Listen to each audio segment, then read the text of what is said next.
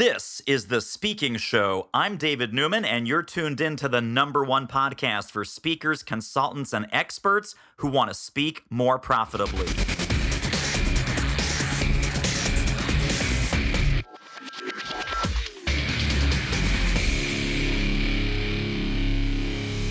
All right, I hope you're ready. We have Heather Hansen of heatherhansenpresents.com. Welcome to The Speaking Show. I'm so happy to be here, David. So, how does a nice trial attorney end up in this crazy speaking author business? What's the Heather Hansen story? So I've been a trial attorney for 20 years. And in those 20 years, I have been talking to juries, 12 people who give me no feedback whatsoever, no facial expressions, no good body language, no smiles. So I've defended doctors in medical malpractice cases for all of those years.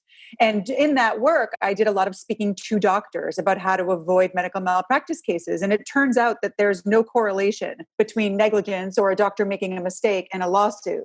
Where there is a correlation is in communication. So if a doctor is a poor communicator, he or she is more likely to get sued. So I was doing a lot of speaking to doctors across the world in Kuwait, Mexico, Ireland, and throughout the United States. And then that turned into speaking to people outside of the medical field. And it became really rewarding, both professionally and emotionally. And it has turned into a business that I love and is growing. And are we still doing the law practice currently? I am. I have some clients who I've, 20 years, you build relationships with these clients, and also my partners at my firm and so forth. So I still do trials, although less and less as I'm doing more and more of the speaking and consulting. I always love to ask, because for people who are working in one profession and also have a thriving speaking business, did you start speaking on behalf of the law firm as a lead generator, or is this really a completely separate thing that evolved on its own? Completely separate. And it's interesting. So I also do a lot of television. I do legal analysis for CNN and Fox News and Fox Business. And people always ask about that as well. Does that lead generation for my business? And the truth is no. The type of work that I do, it's really knowing the doctors and through proving yourself in the courtroom. So neither my speaking nor my TV work has led to more work. I mean, I'm sure it's good for the name of the firm. It's good for my name, but it's not a direct correlation. Gotcha. Now, your book is The Elegant Warrior, How to Win Life's Trials Without Losing Yourself.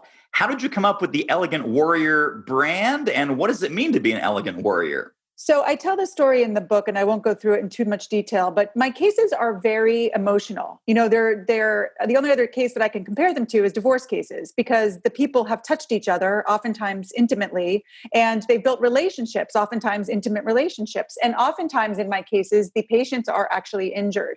So I tell the story in the book of one time that was particularly hard for me to cross-examine a patient who was injured, but also wasn't telling the truth. And part of me wants to be this elegant, compassionate woman who's kind to an injured person, but part of me has a job to do. And we lawyers call the rooms where we prepare for trials war rooms for a reason. We are warriors. And so I had to do what I had to do in this trial. And then afterwards really had a difficult time with it, wondering who I was. And that's where the idea of the Elegant Warrior came up. Like, who are you? Who do you want to be? And how do you maintain truth to that when things get hard?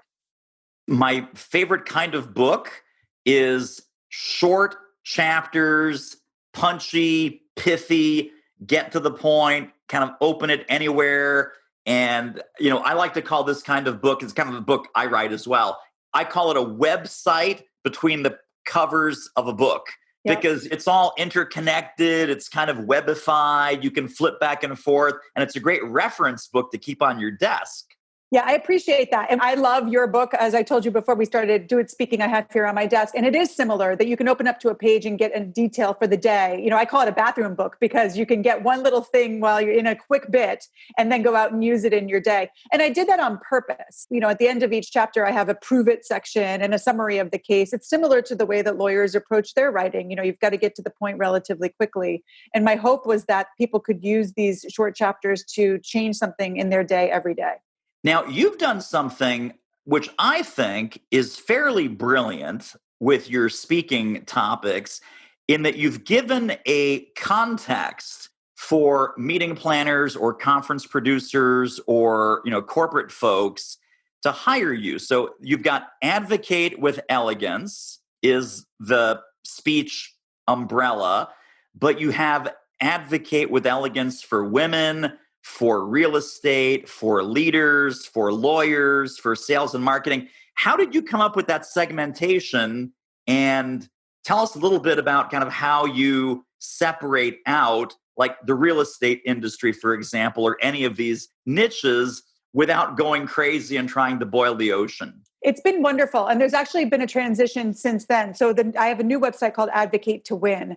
The interesting thing about this, David, is, I've listened to you for a long time and you talk about having your niche and your area of expertise. And truly my area of expertise is teaching people how to advocate. I teach the doctors who I represent how to sit in the witness stand and advocate to juries about their ideas and ideally sell the jury on their idea.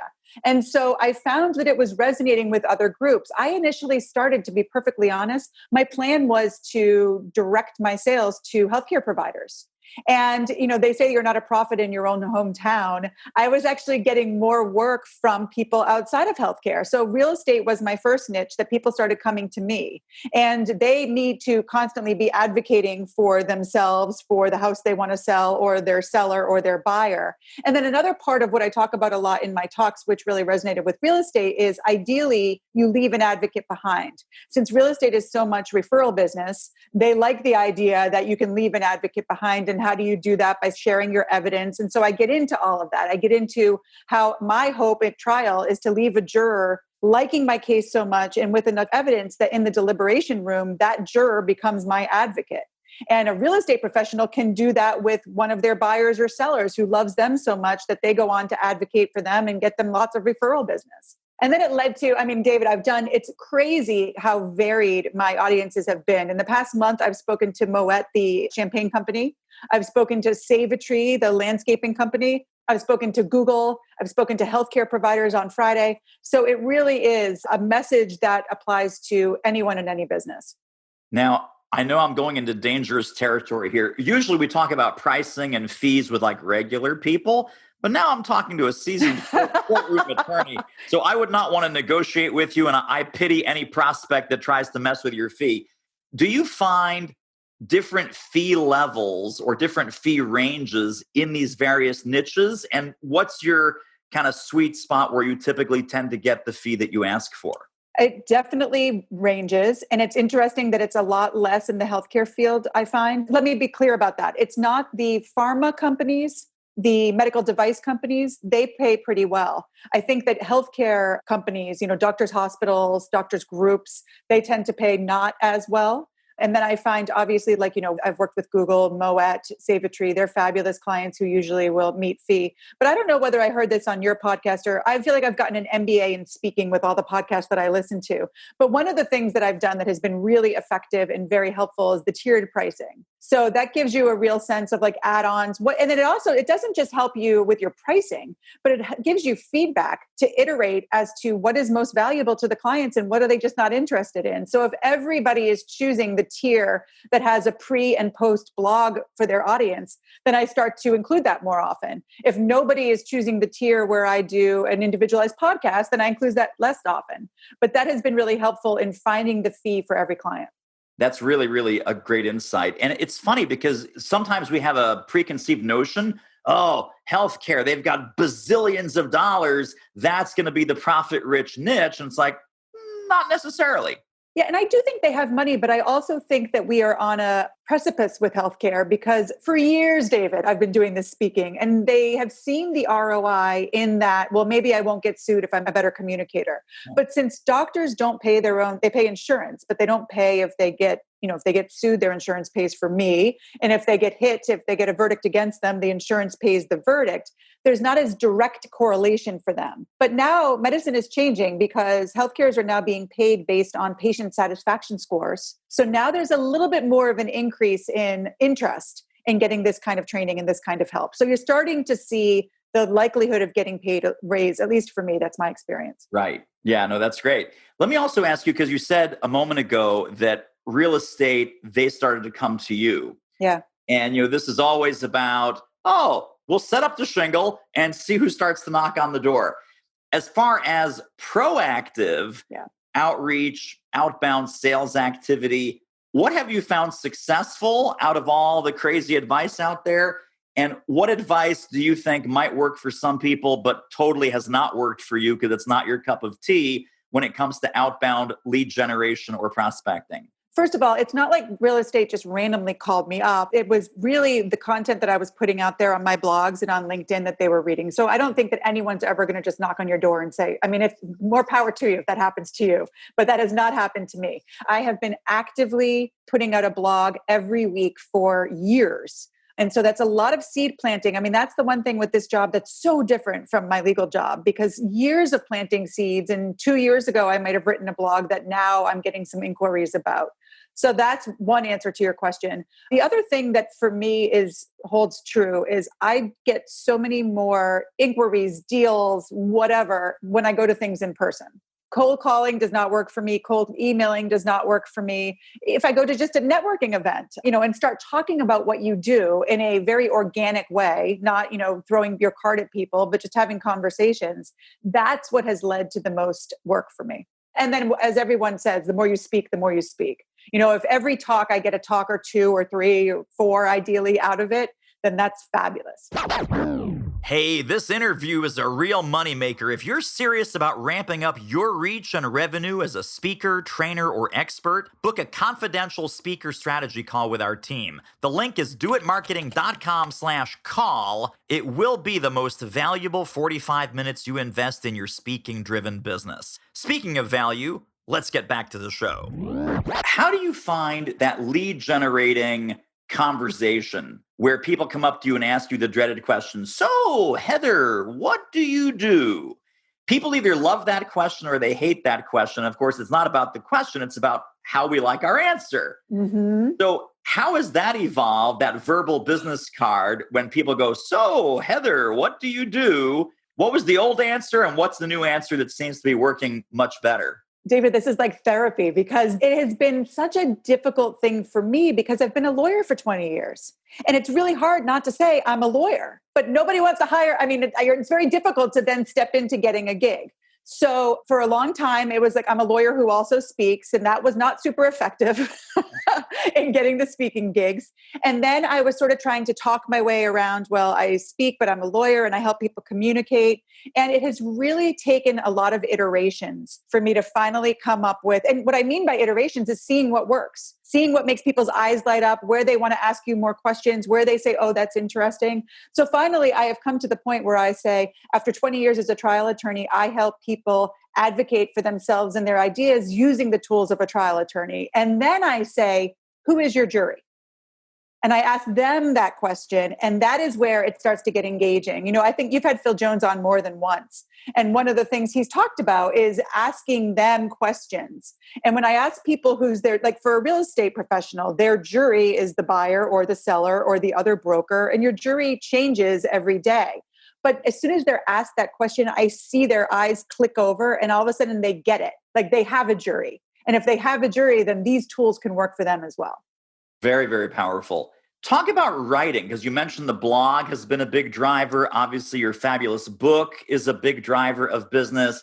Lawyers are famous for writing gobbledygook, right? Yeah. Legal jargon, dense, can't understand it. What the heck is going on? And of course, the legal profession has its own jargon, which regular people are like, oh, who cares?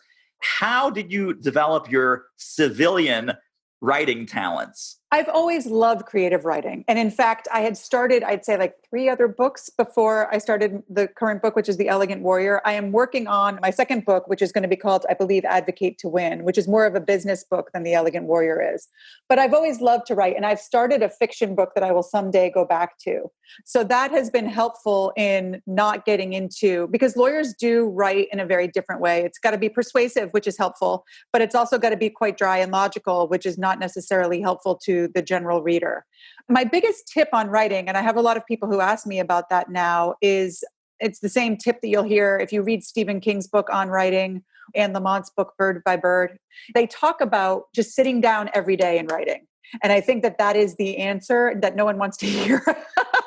But it's like, how do you write a book? You sit down every day and you write the book, and you don't give yourself a day off and you hold yourself accountable and you don't negotiate with yourself and take yourself out of it. You just sit down and write.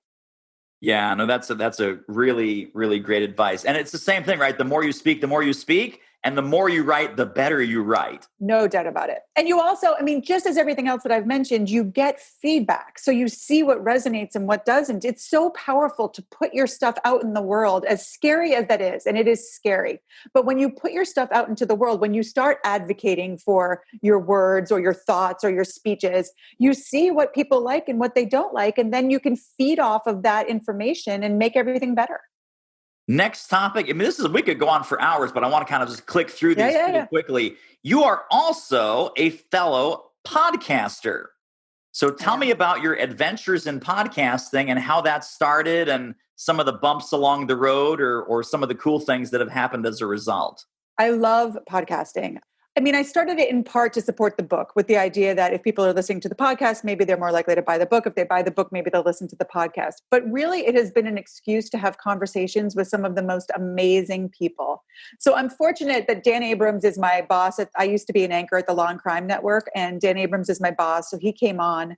But also, the judge for the Larry Nassar case was that disgusting gymnast doctor who molested all those women. The judge in that case was this amazing woman. Her name is Rosemary Aquilina. And I was so impressed by the way that she handled the case that I just reached out to her and asked her if she'd come on, and she agreed. And that's the thing about podcasting. Like, you and I don't have to be in the same room to get it done. I don't have to get all dressed up. You don't have to get all dressed up. And so it makes people much more accessible for a 30 to 45-minute conversation. You know, I'm a voracious reader, and the ability to speak to some of the authors that I so enjoy has been such a pleasure. So the podcast has been a real joy for me.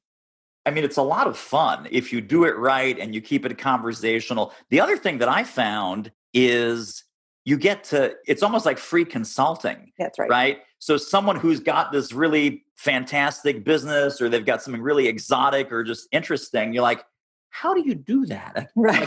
Like, could you teach me a couple things about that? But of course, we're asking on behalf of our listeners. That's right. And we just get to eavesdrop on the answer.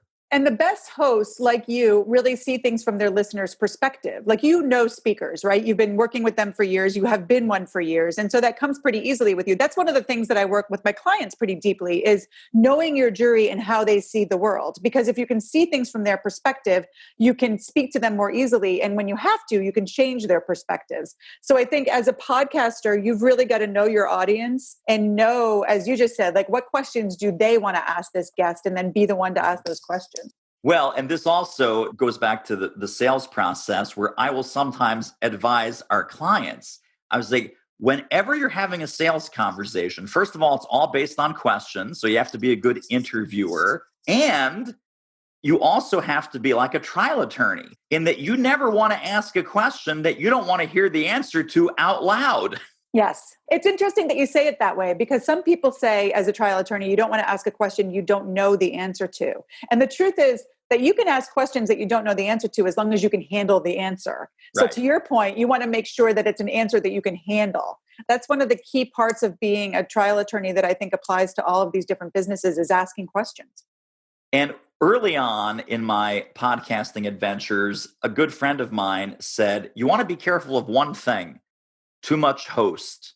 And without even any explanation, you and I both know what that means. Yes. It's like, you're not there to showcase how brilliant you are. You're there to showcase how brilliant your guest is.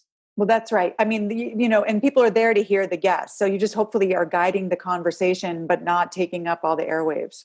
Yeah. Let's talk about your book adventure, because I know that's another area where people are like, writing the book is hard enough. Now you have to market the book. Yeah. How did you approach the whole book launch, book marketing, pre-marketing, and then the ongoing marathon that is a book promotion? So I did not have the information that I have now. Like, the second book is going to be very different, but I approached it by not really approaching it. I mean, I asked for Amazon reviews, not as much as I probably should have. One of the things that I did, David, that was thanks to my virtual assistant, who's fabulous, and she loves books. So she recommended that I send The Elegant Warrior into Publishers Weekly. And Publishers Weekly only chooses some books to review, but I was fortunate enough that they chose mine, and they gave it a great review. They called it a template for life and career success. So that allowed me to market the book with some confidence, because I think that, I'll speak for myself. when you write a book, you're like, oh God, I was afraid of the Amazon reviews because you've had this baby and now you're putting the baby out into the world and saying, do you think it's pretty? Please tell me online for the whole world to read whether or not you think my baby's cute. So the Publishers Weekly review gave me a little bit more confidence to reach out to others. I also do have some television contacts because I've done some TV. So I was able to do some television and talk about the book a little bit, which I think helps. But truth be told, and I think studies support this, TV doesn't sell books as much as it used to. And one of the best ways to sell books is truly podcasts. Podcast listeners are proven to buy more books than the general public. So I think that the more podcasts that you can do, and podcasts that you've chosen well, that are really geared towards people in your area and people who are readers, I think that's a really effective way. I think word of mouth is an effective way. My speaking gigs have been awesome because the planners will often buy books for everyone in the audience, and that's helpful. And even if they don't, like last weekend, I spoke at Harvard Business School to the Women's Students Association. And after that, I saw the book sales just soar. So, those types of things also lend themselves to book sales. What's funny about that is people will often ask me, didn't you bring your books? And I said, no, I never bring books. Like, what kind of moron brings books? They're like, so everyone has a phone. Yes. If they love what I'm saying, they'll just buy their own darn book, and I don't need to travel with bricks in my suitcase. I struggle with that. I'm not a born saleswoman. And also in my business, I've never had to do that. And in fact, with a jury, you don't want to come across too salesy or else the jury gets turned off. So I struggle with like, here's my book and please buy it and holding it up. So I agree with you. I mean, even on Friday night, I spoke and I mentioned the book once or twice. And then the person after I was done that started the question and answer said, go to Amazon, buy Heather's book. It's got a lot of great reviews. And so again, you see the book sales soar. So I agree with you. And they are heavy. So that's heavy. Another reason. Yeah. Super quick commercial break. Isn't this interview amazing? If you'd like to get more ideas on how to start or grow your speaking business fast, pop over to our free training at doitmarketing.com/webinar. Just to do a little mid-program promotion, the Elegant Warrior, How to Win Life's Trials Without Losing Yourself. Got to mention the book a few times. That's right. I did get a fun media tip. So my first book came out in 2013, the Do It Marketing book. When you're on a podcast or a webinar or a live stream, a lot of authors will refer to my book or the book. They say, don't do that. People might be listening midstream. It's always, as I mentioned in the Elegant Warrior book, I mentioned in the Elegant Warrior, there's a whole chapter on that, Heather, in the Elegant Warrior. Yes. And people go, oh, I guess the name of her book is the Elegant Warrior. You go through the whole interview, my book, the book, they're like, what book is she talking about? No, you're so right. You're so right. And that kind of repetition is so important because people, there's those studies that say that it takes 7 times for people to actually hear the message. I do some work around that and it's true. You've got to be a little bit more repetitive than you might like to be. What happens after the speech? You've got coaching, consulting, online course. How's the empire evolving around the current book and then also the new book? So it's a great question and it's evolving differently than I had planned. I had thought that I would be primarily keynote speaking. And what I have found is that more and more people are asking me to do like one-on-one or strategy days. Strategy days are actually preferable for me. And then with some follow-up via video conferencing or video calls. So I'm doing a lot of that for corporations. I'm doing a lot of workshops for corporations. I did a lunch at Google and now I'm going back to do something else with them. So the online course is the next step because things like last week or so, I think it was last weekend, I spoke at Harvard Business School, as I mentioned, and a lot of the students came up to me afterwards and said, how do we continue with you? And they can't necessarily pay for some of my more intense strategy days. So I need to create something online to give them something to continue the learning. Same thing, I'm doing quite a bit of speaking at The Wing, which is a co-working space for women that is across the United States. And when those women come up, some of them want to do some one-on-one stuff, but some of them would like the online stuff. So that is my next step in my empire, as you called it, which is to create the online courses. It's funny. We've done 130 some episodes. I don't think anyone has ever talked about this VIP day concept, which I do some of. It sounds like you do some of and really enjoy. What's the value prop of a VIP day with you? How do you sell it? How do you invite people to consider this is something that they might want to do? And then how do you run them? So I love the VIP days because I really see the change in the client. So the way that I normally structure it, and the thing is, all of this stuff is flexible, just like the tiered pricing and you have add-ins and takeoffs and whatever. It's the same deal with my VIP days. But the idea is this. The first half of the day, we focus on the message. And that is to know who your jury is, see things from your jury's perspective, know how to ask questions, and then collect evidence to present to that jury, weigh the evidence, and present it. I have the 7X7W process that I use where it's 7 times, 7 ways. And then building credibility. I know that you're friends with David Horsiger, am I saying his last name correctly? And I love him as well. And he's the trust guy. So I'm the credibility girl. And I talk about building credibility with your clients, your customers. If you're looking at investors, a lot of times, David, my one-on-one days are people who want someone to invest in their innovation. So they are going to have to advocate for something that they've invented across the table, on stage, and on camera. And so we'll talk about how to relay that message in each of those ways. And then in the afternoon, we focus on the messenger. What is the body language? How are you going to use your tone of voice? How do you use modulation? And how do you do that if you're on camera versus across the table versus on stage? And so that's the full strategy day. Some people like to split it into 2 days. If they have a lot that we need to work on, we do it that way. On occasion, I'll do a half day and we'll just do like 1 hour on the message, 1 hour on the messenger. But again, all of this is flexible. And the most of the time, the way that it's sold is either I've done a webinar for like a company. Sometimes companies will have me come in and do a webinar for them. And then someone in the company in the C-suite will want me to do a strategy day with them. Or I've done a keynote and someone in the audience will want me to do a strategy day with them. But it has turned into a big part of my business. Then I've also had situations where 3 women might want to get together and do one together. So it's a very dynamic. It's not like set in stone. And that's why I've listened to your podcast. And I know that some people say, put your prices on your website and have set prices so people know. It's difficult to do that when it's flexible and it's something that we co-create. Right. And I'm a big advocate, by the way, of not putting the prices on the website. There's arguments either way, but I agree with you. I think that the ability to co-create like that is valuable. Now, I got to tell you, I watched your speaker demo video. You are a really, really good speaker, like way better than most attorneys, way better than most speakers. Thank you. How did you develop the professional speaking skills where you are just a very powerful presenter? I understand the courtroom background obviously helps, but it's more than that. So I want to give you a ton of credit because it's more than that. Did you study with someone? Did you take improv classes? What was the secret sauce? When I was a kid, I wanted to be an actress. So I was in theater all through high school. And I think that certainly helped. And even like I went to 12 years to Catholic school. And one of the things I'll say is even in grammar school, we always had to do a poem every year in front of the class. So I think that gives you some comfort on the stage, which actually does help. And then interestingly, the hardest thing for me in speaking, David, and one of the things that I continue to work at getting better at is as a trial attorney, I am very formal because you don't want to make the jury laugh and you don't want to act like, these are catastrophic injuries. You don't want to act like this is like a fun thing.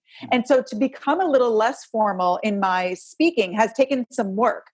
And a lot of that is practice. I practice a lot before I do my speeches. I record it on my phone and then I listen to it while I run. And then I rewrite it depending on how I feel like it worked. So I do active practicing. It's not like I just take it really lightly. And then other than that, I really work on how does it resonate with people. I love to watch other speakers. I watch other people's speaking reel. I shared the stage with David and I watched him and learned a lot from him. So I think it's a combination of things, but there's also a lot of passion for it there. That's the combination. That's the secret sauce, right? Yeah, a lot of speakers do, but you've got to love speaking. Last week I was in Boston, San Francisco, and Tennessee for speaking. And I saw some friends yesterday and they're like, oh, you must be exhausted. And it's truly not exhausting when you love it as much as I do. Right.